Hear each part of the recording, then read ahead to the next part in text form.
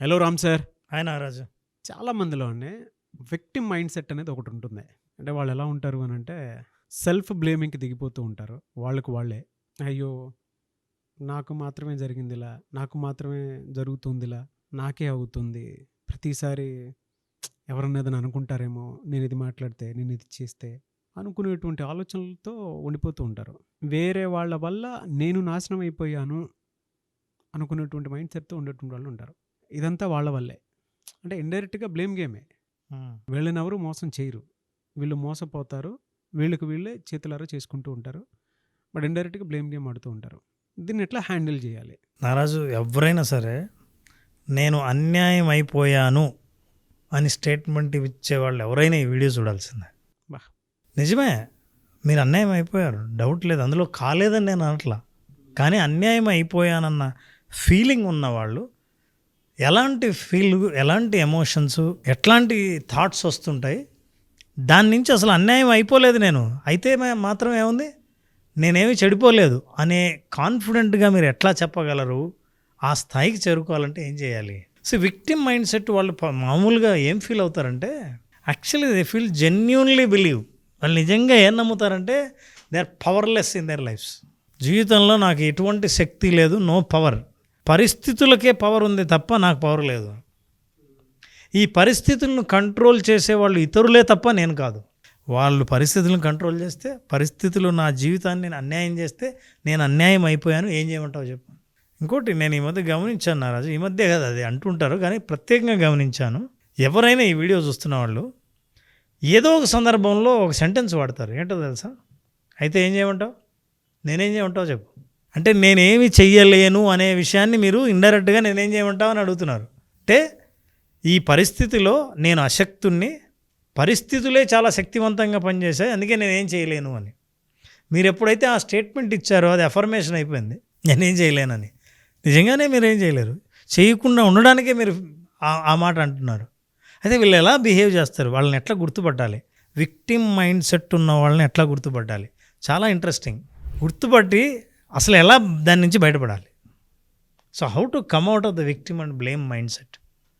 ఇతరులను నిందించడం, తన్ను తానే అన్యాయం అయిపోయిన ఫీలింగ్తో లైఫ్ లాంగ్ జీవించే వాళ్ళు అసలు దాని నుంచి బయటపడాలంటే ఏం చేయాలి అంటే, బయటపడే ముందుకు మీ ఈ లక్షణాలు మీకు ఉన్నాయా లేదా ఒకసారి గుర్తించండి. అందులో మొట్టమొదటి లక్షణం ఏంటంటే, ఇవి సైన్స్ మనం మాట్లాడుతున్నాం, ఆ గుర్తులు. మీరు ఎవరినైనా మీ కుటుంబ సభ్యుల్లో చూసినా, మీ చుట్టూ ఎవరినైనా చూసినా, మిమ్మల్ని మీరు అబ్జర్వ్ చేయాలనుకున్నా, మొట్టమొదటిది ఏంటంటే you start telling your drama. ప్రతి ఈవెంట్ని డ్రామటైజ్ చెప్తారు.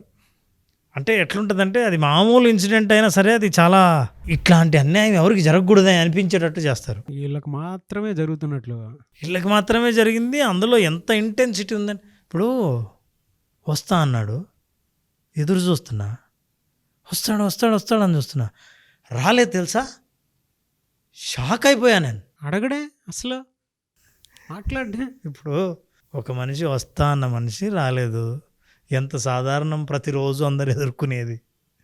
నీకు రాలేదన్న విషయాన్ని నువ్వు అంత డ్రమటైజ్ చెప్తే అవతల వాళ్ళు, అరే నీకు ఇంత అన్యాయం జరిగిందా, అస్సలు భరించకూడదు అని. ఏంటి, ఒక మనిషి వస్తా అన్నాడు రాకపోతే నీకు ఇది అన్యాయమా? ఈవెంట్స్ని డ్రమటైజ్ చేస్తారు వీళ్ళు. వాళ్ళని కదిలిస్తే వాళ్ళ ఒక సమస్యను భూతద్దంలో చూపిస్తారు. అందులో డ్రామా ఎక్కువ ఉంటుంది. రెండవది లర్న్డ్ హెల్ప్లెస్నెస్. నేనేమి చేయలేను అని ఏమీ చేయకుండా ఉండడం ఎలాగో నేర్చుకుంటారు. Actually they will see someone, they watch someone and they learn. ఇది ఇలా ఉండాలంటే, అంటే గట్టిగా ఇట్లా బిహేవ్ చేస్తేనే మనం విక్టిమ్ అయ్యాము, అన్యాయం అయిపోయాము అని చెబితేనే మన పనులు జరుగుతాయి అనేది నేర్చుకుంటారు వాళ్ళు. అలా నేర్చుకోవడం వల్ల అలా తయారవుతారు. అండ్ చెప్పాల్సిన అవసరం లేదు, కాన్స్టాంట్ బ్లేమింగ్. ఎదుటోని బ్లేమ్ చేస్తారు, వాళ్ళ పాత కంపెనీని బ్లేమ్ చేస్తారు, వాళ్ళ తల్లిదండ్రులను బ్లేమ్ చేస్తారు, వాళ్ళు ఎక్కడ పుట్టారో ఆ పరిస్థితి, విలేజ్, అన్ని రకాలైన వాతావరణం అన్నిటిని బ్లేమ్ చేస్తారు.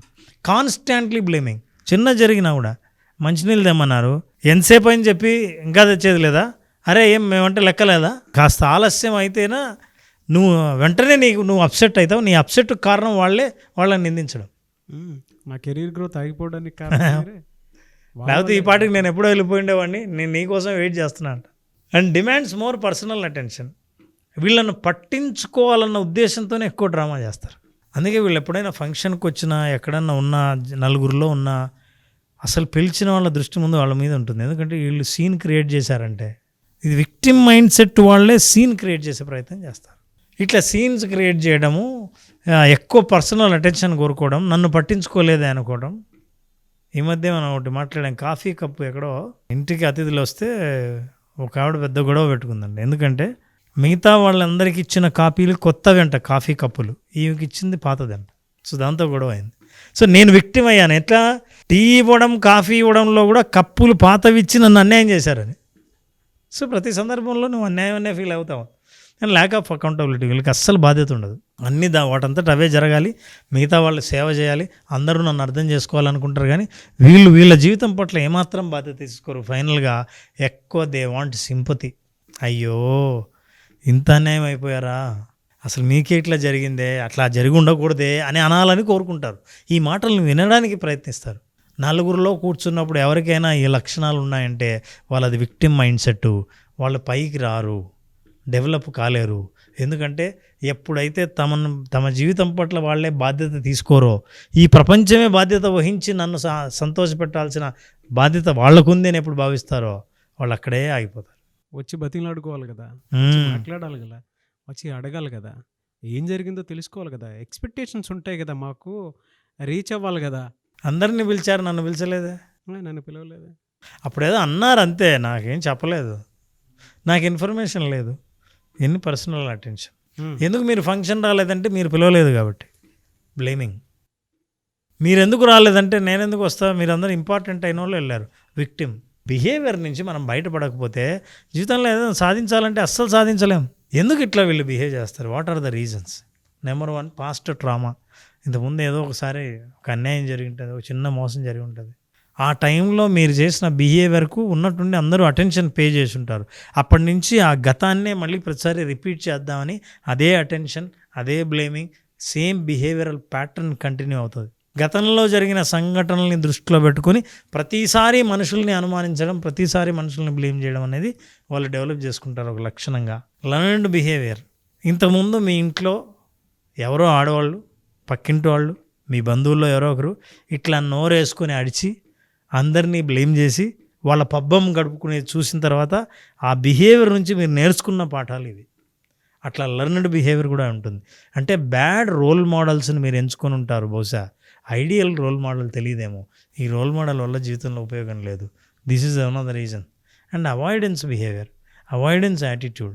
ఏదైనా సరే బాధ్యతల నుంచి తప్పించుకునే మనస్తత్వం.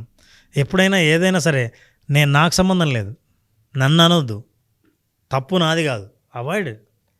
సో ఇట్లా నువ్వు ఎప్పుడూ అవాయిడ్ చేస్తుంటే నీ జీవితం అద్భుతమైన స్థితికి వెళ్ళడానికి నువ్వు బాధ్యత తీసుకోకపోతే, నువ్వు అవాయిడ్ చేస్తూ ఉంటే ఎప్పుడు సాధిస్తావు నువ్వు సాధించాలనుకున్నవి? So this is most important. ఆ నో మోర్ విక్టిమ్ మెంటాలిటీ. మీరు ఎప్పుడైతే డిసైడ్ అవుతారో ఇంక ఇప్పుడు నుంచి విక్టిమ్, ఇప్పుడు అంటే ఈ లక్షణాలన్నీ తెలిసిన తర్వాత నిజమే కదా నేను ఇలా మాట్లాడుతున్నాను, ఇట్లా మాట్లాడుతున్నందువల్ల ప్రతిసారి వీళ్ళకున్నంత యాంగ్జైటీ ఎవరికి ఉండదు, వీళ్ళకున్న స్ట్రెస్ ఎవరికి ఉండదు. పైగా ఈ స్ప్రెడ్ వీళ్ళందరికీ స్ప్రెడ్ చేసేంత వరకు వాళ్ళు నిద్రపోరు. నేను ఎంత స్ట్రెస్ ఫీల్ అవుతున్నానో మీరందరూ ఫీల్ అవ్వాలి. అది డ్రామాలో కనిపిస్తుంది. You say that require a conscious effort to change thought patterns and behaviours. మీ ఆలోచన విధానం, మీ ప్రవర్తన మారడానికి మీరు కంటిన్యూస్గా ప్రయత్నాలు చేయాలి. విక్టిమ్ మైండ్ సెట్ వెళ్ళాలంటే, ఈ మైండ్ సెట్ నుంచి బయటపడాలంటే మీరు కంటిన్యూస్గా ప్రయత్నాలు చేస్తుండాలి. ఎట్లని ప్రయత్నాలు చేయాలి? చాలా సింపుల్ సొల్యూషన్స్ మనం ఇద్దాం నారాజు. ఇట్లా నిజంగా మీరు బయటపడాలనుకుంటే, ఎందుకు బయటపడాలంటే మీరు ఎప్పుడైతే బయటపడతారో విక్టిమ్ నుంచి విక్టరీ వరకు దారితీస్తుంది. విక్టిమ్గా కాదు ఉండాల్సింది, మనం విజయాన్ని పొందేవాళ్ళు అయి ఉండాలి తప్ప మోసపోయిన వాళ్ళు అన్యాయం అయిపోయేలాగా ఉండకూడదు. So what you can do is that, number 1, daily read 1 page of motivational story. మన వీడియోస్ చూసినా సరిపోతుంది, స్టోరీయే కదా విన్నా సరిపోతుంది. మన అంటే మిగతా వాళ్ళ జీవితాల్లో ఎన్ని కష్టాలు ఎదుర్కొని వాళ్ళు సక్సెస్ అయ్యారు అని జీవిత పాఠాలు చదివితే మనకు తెలుస్తుంది. మనం జీవితంలో నేర్చుకోవాల్సిన పాఠాలు ఏంటో తెలుసుకుంటాం. ఒక్క జీవిత పాఠం ఎవరిదైనా సరే రోజు ఒకే ఒక పేజ్, ఆ పేజీలో లెర్నింగ్ ఏంటో చూడండి. అది మిమ్మల్ని ఇన్స్పైర్ చేస్తుంది. అరే మన జీవితాలు మనం ఎప్పుడూ అన్యాయం అయిపోయామనుకుంటాం. అన్యాయం అయిపోయినా సరే నేను అస్సలు అన్యాయం అవ్వలేదని పోరాడి గెలుచుకుని విజయాన్ని పొందిన వాళ్ళ జీవితాలు చదివినప్పుడు మోటివేట్ అవుతారు. This is 1 you can do. And next what you do, journal it. What you journal? It's right 1 page of gratitude list. నేను ఎవరెవరికి థ్యాంక్ఫుల్గా, నువ్వు ఎంతసేపు ఎవరెవరిని కంప్లైంట్ చేయాలి అనే ఆలోచన నుంచి ఎవరెవరికి నేను కృతజ్ఞత చెప్పాలి అనే లిస్టు సింగిల్ పేజీలో రాయండి. రోజు 1 పేజీ చదవటం. 5 మంది ఎవరైనా సరే మీ జీవితంలో ఆ రోజంతా ఎవరికి కృతజ్ఞత చెప్పొచ్చు. సో అలాంటి కృతజ్ఞత చెప్పే వాళ్ళ లిస్ట్ ఒకటి, 1 పేజీ మోటివేషన్ చదవడం చేస్తూ ఉంటే స్లోగా మీ బ్రెయిన్ స్ట్రక్చర్లో న్యూరోప్లాస్టిసిటీ వల్ల అంతకుముందు లేని ఆలోచనలు, అంతకుముందు లేని యాటిట్యూడ్స్ మళ్ళీ మీ జీవితంలోకి రావడం మొదలు పెడతాయి. ఇవి పాటించండి. విక్టిమ్ మైండ్ సెట్ నుంచి విక్టరీ మైండ్ సెట్కి రావడమే కాకుండా విజువలైజేషన్ ఏదైనా చేయాలనుకుంటే మేనిఫెస్టేషన్ కోసం మీ మైండ్ క్లీన్గా ఉండాలి. లేకపోతే ఈ మైండ్ సెట్ ఉన్నవాళ్ళు ఏది విజువలైజ్ చేయలేరు నారాజు, ఏది మేనిఫెస్ట్ చేయలేరు, ఏది ఆకర్షించలేరు. ఎందుకో తెలుసా? మైండ్ ఎప్పుడు ఆందోళనగా ఉంటుంది, మైండ్ ఎప్పుడు నెగిటివ్గా ఆలోచిస్తుంటుంది, ఇతరులను నిందించాలని ఆలోచిస్తుంటుంది. అప్పుడు నువ్వు ఏదైనా లేనిది నీ జీవితంలోకి రావాలనుకుంటే ఎవరి వల్ల రాలేదో వాళ్ళ మీద నీకు కసి, పగ, కోపం పెరుగుతుంటాయి. ఈ నెగిటివ్ ఎమోషన్స్తో ఏది సాధించడం సాధ్యం కాదు. కాబట్టి ఈ ప్రాక్టీస్ ద్వారా పాజిటివ్ మైండ్ సెట్కి మార్చుకొని విక్టరీగా మీరు ప్రూవ్ చేసుకుంటే విక్టిమ్ నుంచి జీవితంలో ఏం సాధించాలనుకున్నా వాటంతట అవే మీ జీవితంలోకి ప్రవేశిస్తాయి. Truly fantastic and thank you so much Ram sir. Thank you Naraj, thank you so much. Visualisation 2.0 happy money classes ఎప్పుడు ఉండే అవకాశం ఉంటుంది? నారాజు ఆగస్టు 12వ తేదీన మనం ఈసారి స్పెషల్గా కొత్త కంటెంట్తో చాలామంది సైకలాజికల్గా ఆలోచించరు.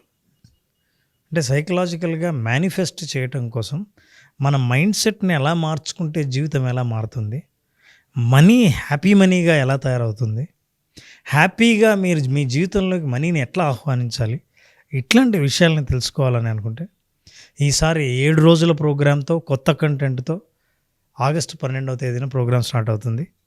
ఎవరైనా సరే ఇందులో రిజిస్టర్ చేసుకున్న వాళ్ళకి ప్రత్యేకంగా ఇంతకుముందు ఎప్పుడూ తెలియని కొత్త విషయాల లేటెస్ట్ సబ్జెక్ట్, దీనికి సంబంధించి ఇంతవరకు ఎవరు మాట్లాడి ఉండరు. ముఖ్యంగా హ్యాపీ మనీ విజువలైజేషన్ ఏరియాలో కొత్త అనుభవం కోరుకునే వాళ్ళు ఖచ్చితంగా ఈ ప్రోగ్రాం అటెండ్ అవ్వాల్సిందే. ఆ అనుభవంతో వాళ్ళ భవిష్యత్తుని దృశ్యీకరించుకోగలరు. ఆ అవకాశాన్ని ఇచ్చే ప్రోగ్రాం ఇది ఆగస్టు 12th. మీ బ్రెయిన్ బ్యాంక్ బ్యాలెన్స్ వైపుకి ఎలా వెళ్తుంది, దాన్ని ఎలా నిలబెట్టుకోవాలి అండ్ మీ మైండ్ని ఎలా షిఫ్ట్ చేస్తే మీరు అనుకున్న జీవితానికి మారుతారు అనుకుని చెప్పడానికే విజువలైజేషన్ 2.0 హ్యాపీ మనీ చాలా బాగా ఉపయోగపడుతుంది. So August 12th batch start అవుతుంది. ఆసక్తి కలిగిన వారు ఎవరన్నా సరే స్క్రీన్ మీద మీ కాంటాక్ట్ నెంబర్ కనిపిస్తుంది, దాన్ని మీరు కాల్ ఆర్ మెసేజ్ వాట్సాప్ చేసి వెంటనే ఎన్రోల్ చేసుకోండి. ఒకవేళ మీ కాంటాక్ట్ నెంబర్ కనెక్ట్ అవ్వట్లేదు అంటే మిస్టర్ నాగ్ అఫీషియల్ 1 అని నా ఇన్స్టాగ్రామ్ ఐడి ఉంది, దానికి మీరు పర్సనల్ మెసేజ్ పెట్టినా కూడా నేను రామ్ గారి టీమ్కి ఫార్వర్డ్ చేస్తాను. ఆ విధంగానే సరే మీరు అప్రోచ్ అవ్వచ్చు. ఈ వీడియో లైక్ చేయండి, షేర్ మాత్రం తప్పకుండా చేయండి. ఇలాంటి మరిన్ని వీడియోస్ కోసం మా ఛానల్ ఫాలో అవ్వండి. Thank you so much Ram sir. Thank you Naraj.